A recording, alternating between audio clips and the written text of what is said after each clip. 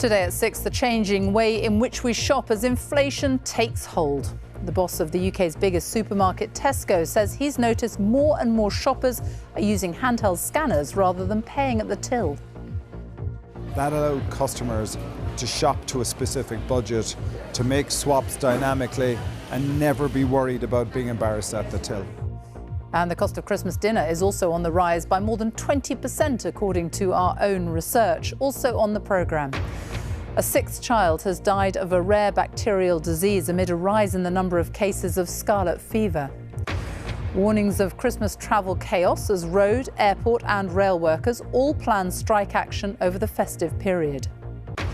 The victims of the drugs gangs who groom and manipulate children. We hear one woman's story of her experience as a child. I had to do a lot of things that I didn't want to do to get out of that situation alive. Rounds, but the result means heartbreak for Uruguay. They are out, despite beating Ghana. On BBC London, how the cost of living crisis is forcing more women into sex work. Some say they're facing increasing violence on the streets. We'll have a special report.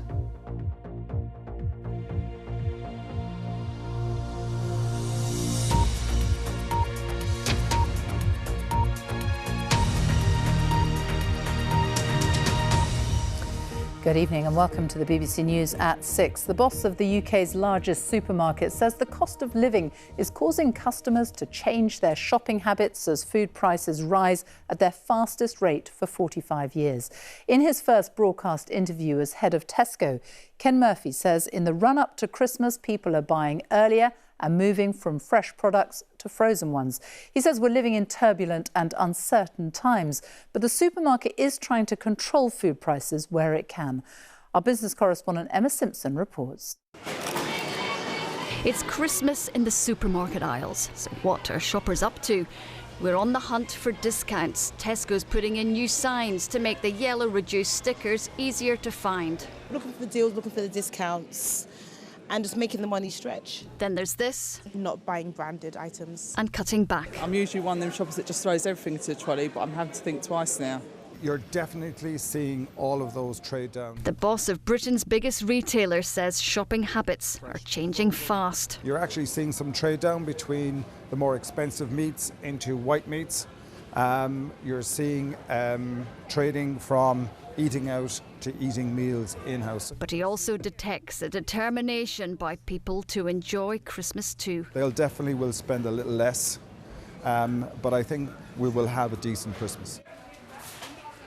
This is the time of year when people usually like to splash the cash, but many are now on a budget like never before. For instance, Tesco is selling double the number of frozen turkeys than they did before the pandemic. People are obviously worried about availability, but they're also looking for cheaper options, spreading the cost of Christmas. But it's going to cost a bit more. We've looked at some key staples across the main supermarkets. The average price of frozen turkey is up by 21% compared with last year. Potatoes are even higher.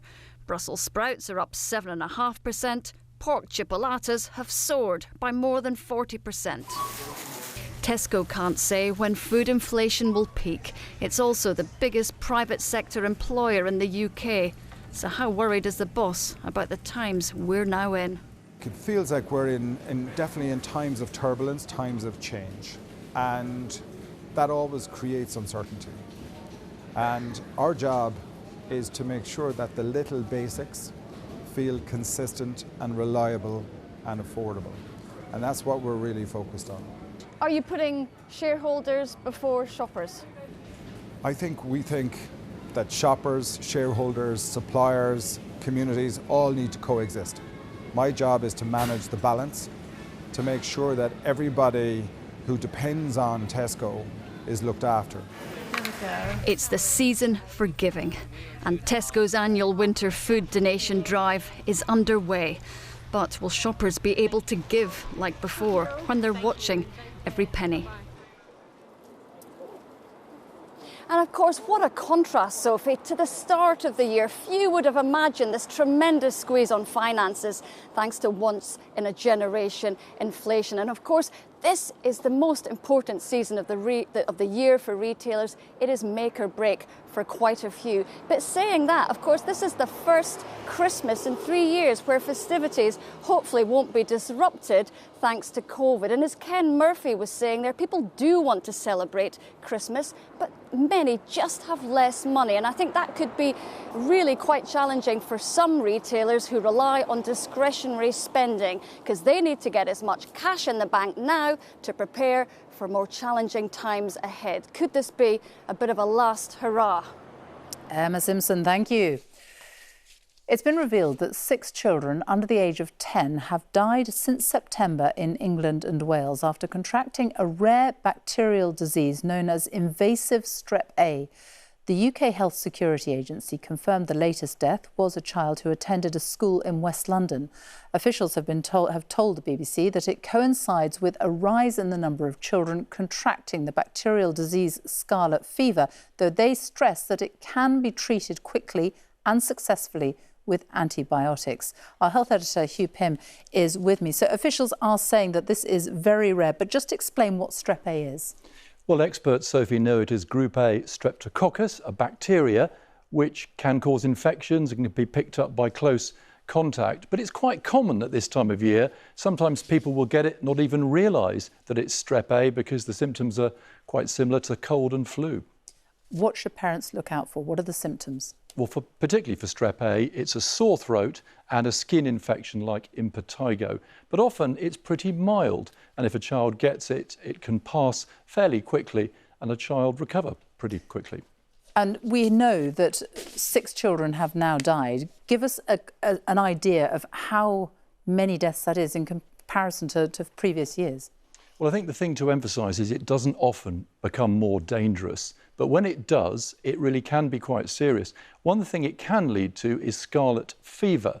Now, parents are being told to look out for that, but it's quite easy to spot because of rashes on a child's skin. And a doctor should be contacted over that, but antibiotics will be prescribed, and then a child quite often will recover in a week or so. But in a very small number of cases, it can lead to an invasive infection getting into the bloodstream with really quite serious consequences. And officials are just alerting parents for what to look out for in these serious cases. So the symptoms of invasive group A streptococcus are of someone who's generally unwell, kind of a high fever, in particularly in children, poor appetite, signs of dehydration, not feeding, no wet nappies, altered behaviour, very sleepy. And what we would say is that if parents are concerned at all, and there's anything that would make them be aware that something is unusual with their child, and parents know best about what is normal and what's normal, that they would go and seek medical attention. Parents are going to be concerned, aren't they? But just how worried should they be? Well, officials are saying there's no need for particular concern or worry, just for people to be alert. And just looking at that figure for 5 deaths in England since September because of this serious, very, very rare consequence of strep A, very, very tragic for the families involved, more than the last couple of years at this stage of the winter, but not dissimilar to the last time we had an outbreak of scarlet fever in a big way back in 2017, when there were 4 deaths at this time of year. So the message is, be alert as a parent, and officials will be monitoring it, and that's where we are. Hugh Pym, thank you. A greater understanding of how gangs groom and manipulate children is needed, according to an organisation that supports children involved with county lines. That's when children travel across counties up and down the country to deliver drugs. Last night on the news at 6, we heard about the huge rise in the number of children being recorded as trafficked and exploited by criminal gangs. Tonight, we hear from a woman who says she was used and sexually exploited by drugs gangs as a young girl. She's been telling her story to our correspondent Jeremy Cook. So I was actually only 11 at the time. I think it was just a case of getting in with the wrong people, the wrong group of friends, not having very many people to support you or talk to. It finds you, you don't find it. Nicole is telling her own story. Difficult to hear, but important to understand the abuse, the exploitation of children, our children, up and down the country. Nicole was 11 years old. They offer you like, what, £400 or £500? To anyone else who grown up that is on a working wage, that is nothing. To a little Ben who is sleeping on a mattress and with no food unless they get fed off their friends, that's everything. So I took a lot of drugs from the area that we're in, Newcastle, to a lot of different places, on the trains, on buses, any sort of transport that they didn't want to go on themselves I would do. And I would get paid at the end of it. However, more often than not, I would not get paid. Every kind of exploitation. So naive, it was yes, yes, yes, okay. I literally had an address, a date, time, and a train ticket. And that was me, gone with a bag, do you know what I mean? Someone met me with a bag, I took it, I gone, and I came back. But I had to go very, very far.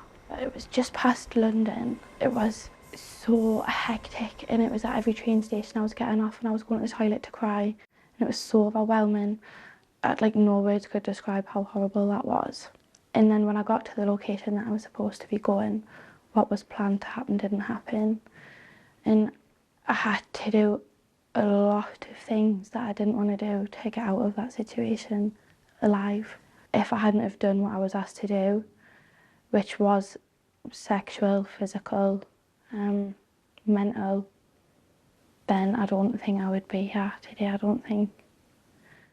I still to this day don't understand how an 11-year-old girl got on the trains unnoticed and not seen, not found, not asked why I wasn't at school, not asked why I wasn't with a mum or a dad or anything like that, which is a shame. And I think that is now what mostly affects me day to day, is why someone didn't step in any sooner than what was necessary.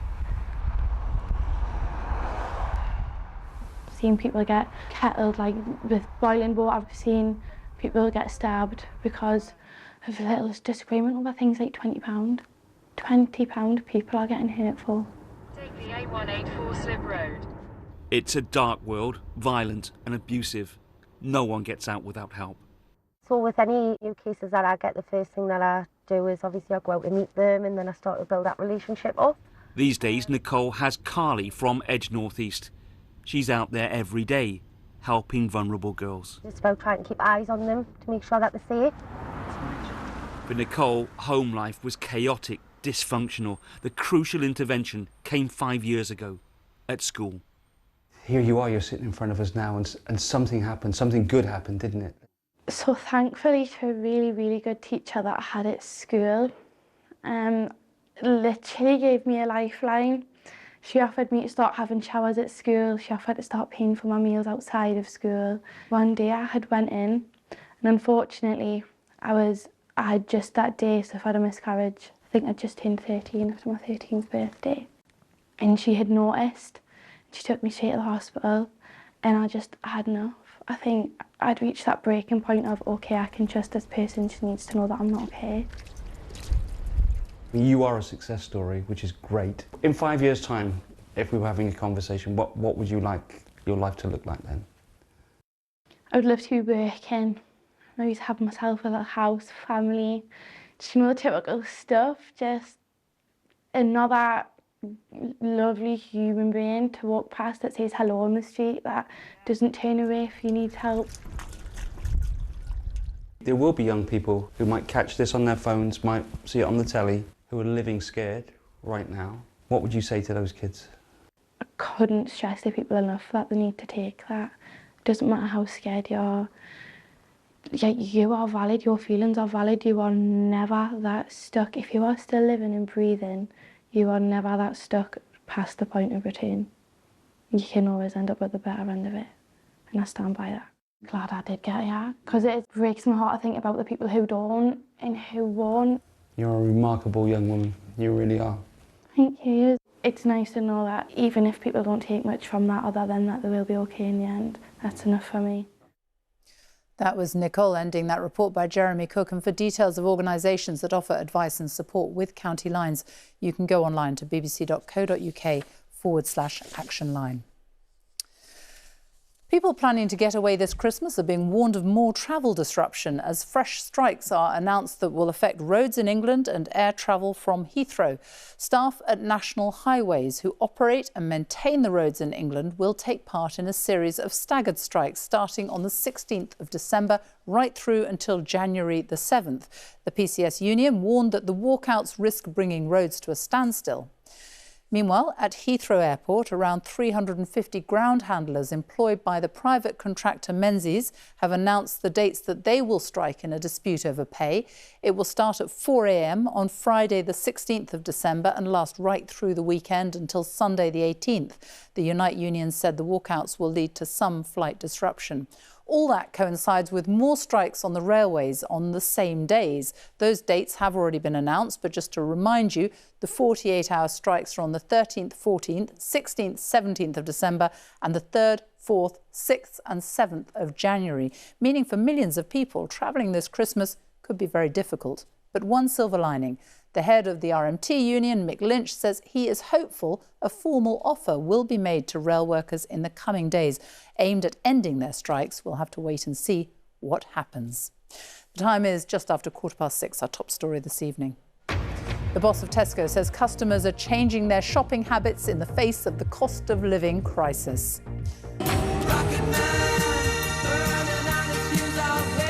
And next summer's headline act at Glastonbury, Sir Elton John will make it the last UK date of his farewell tour. And at 6:30, as temperatures drop, warnings over the impact the cold weather could have on homeless people. And returning to the red carpet after that Oscars incident, we speak to actor Will Smith.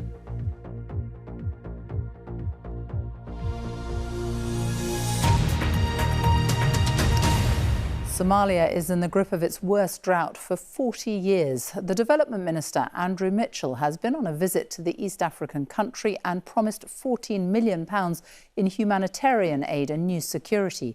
He says large numbers of people are in danger of dying from the drought in Somalia if the international community does not respond soon. Somalia has a long history of droughts, but climate change has made the intervals between them shorter.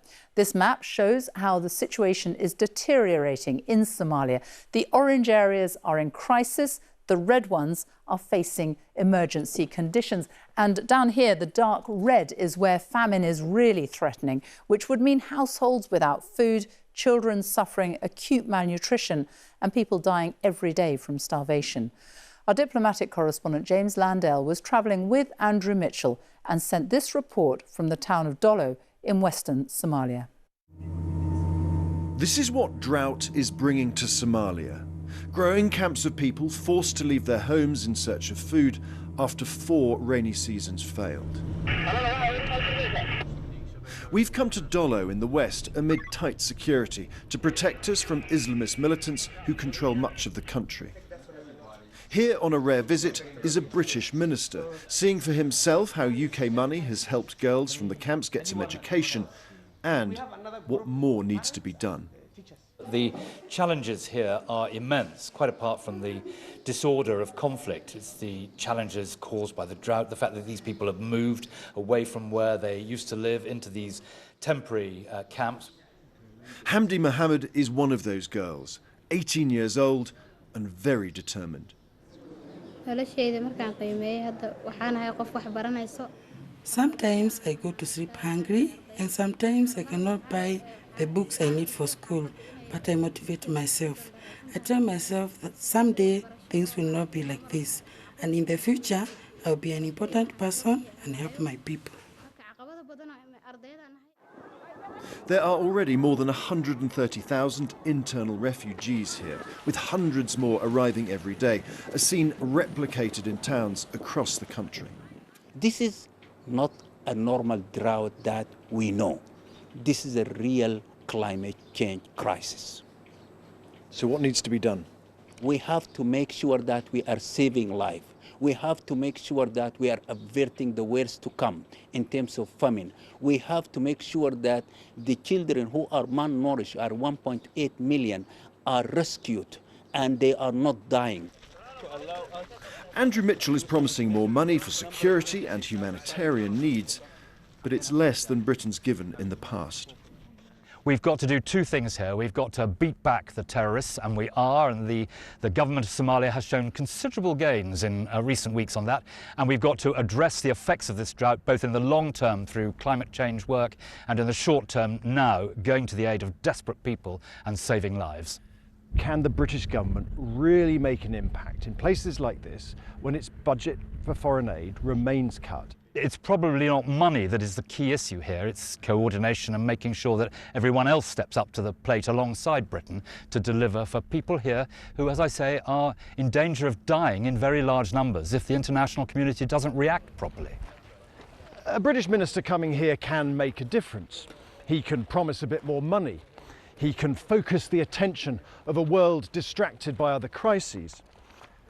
But can he stop the fighting? Can he slow the climate change that many believe is at the root of this problem? James Landell, BBC News in Western Somalia. A look now at some other stories making the news today. The former Chancellor and Health Secretary, Sajid Javid, says he will stand down as a Conservative MP at the next general election. He said it was a decision he had wrestled with for some time, but that he would continue to support the government. The Prime Minister, Rishi Sunak, described the news as sad and praised his work as the MP for Bromsgrove. Labour has hailed their by-election victory in Chester. Samantha Dixon increased Labour's majority to almost 11,000. It was the first electoral test for the Conservatives since Boris Johnson and Liz Truss were ousted as Prime Minister just weeks apart. Twitter has again suspended the account of the artist formerly known as Kanye West. The social media platform's new boss, Elon Musk, said the rapper had violated rules banning incitement to violence. West now calls himself Ye. He had 30 million followers on Twitter before the latest suspension. To the World Cup now, and yet more drama as South Korea beat Portugal, putting them through to the knockout stages and only the third time in their history. Portugal are also through, but South Korea's surprise win led to desperate scenes for Uruguay, who have now been knocked out of the World Cup, even though they beat Ghana by 2 goals. Our sports editor, Dan Roan, was watching. He joins us live. It was extraordinary drama, Dan, wasn't it?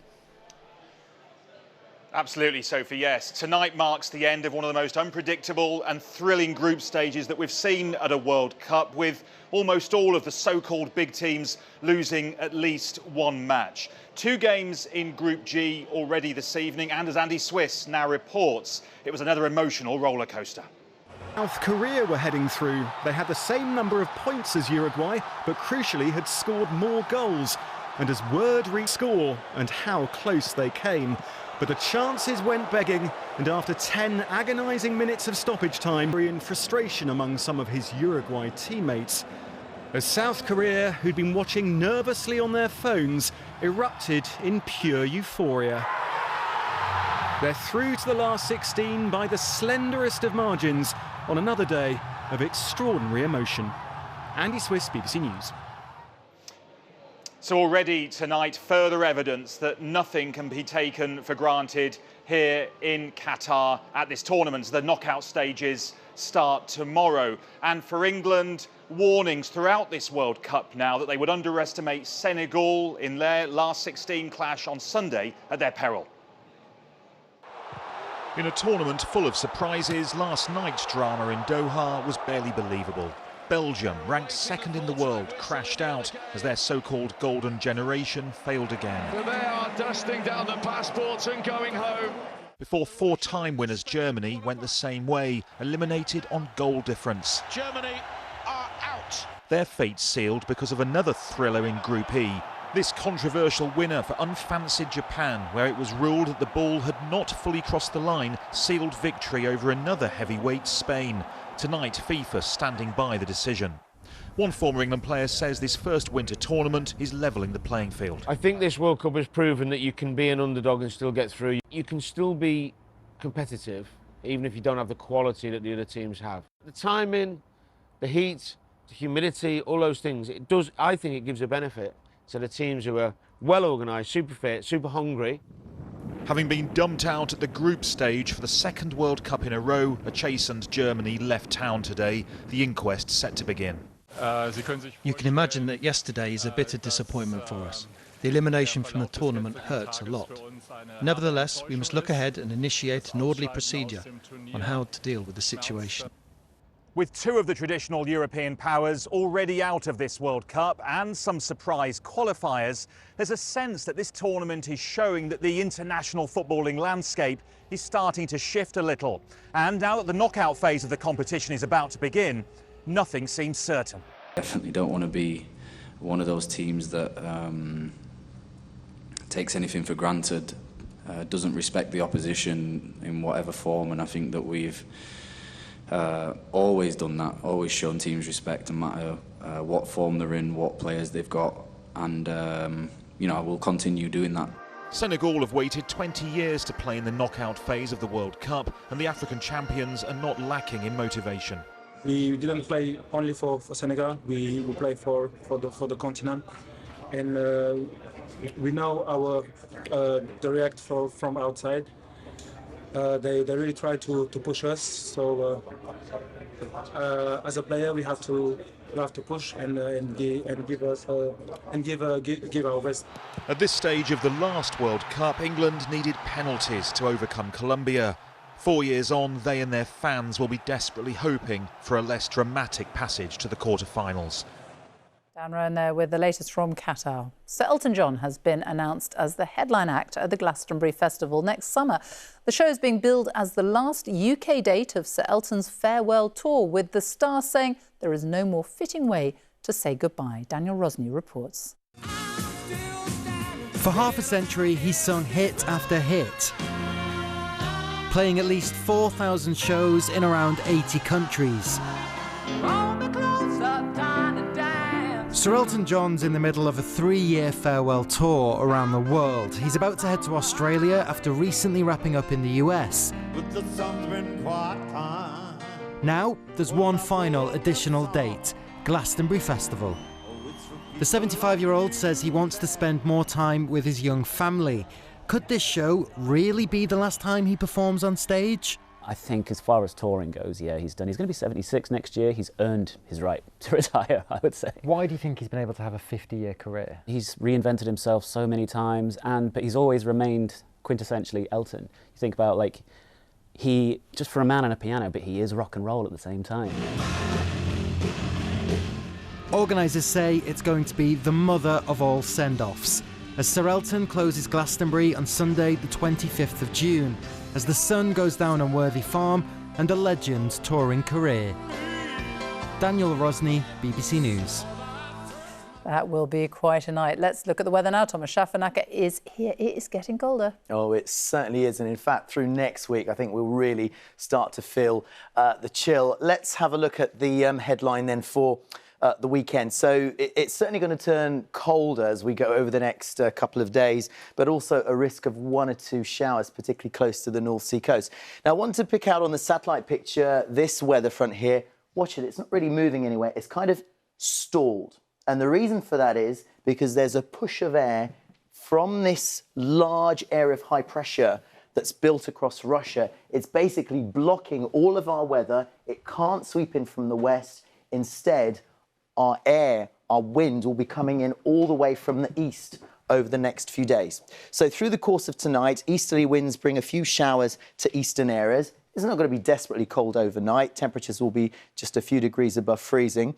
And then through tomorrow, basically anywhere from the coast of Aberdeenshire all the way down to Lincolnshire will have showers, 1 or 2 of them, and the brisk wind will probably push them further inland as well. So the best of the weather tomorrow will be out towards the west. On the thermometer, around 6 or 7 degrees Celsius on Saturday.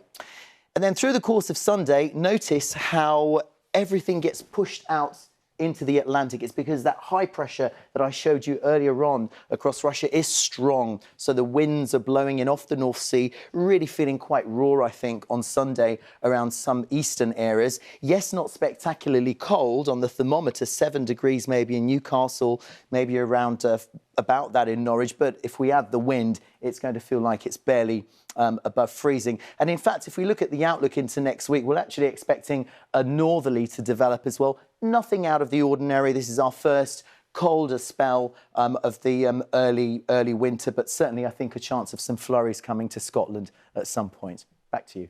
Thomas, thank you.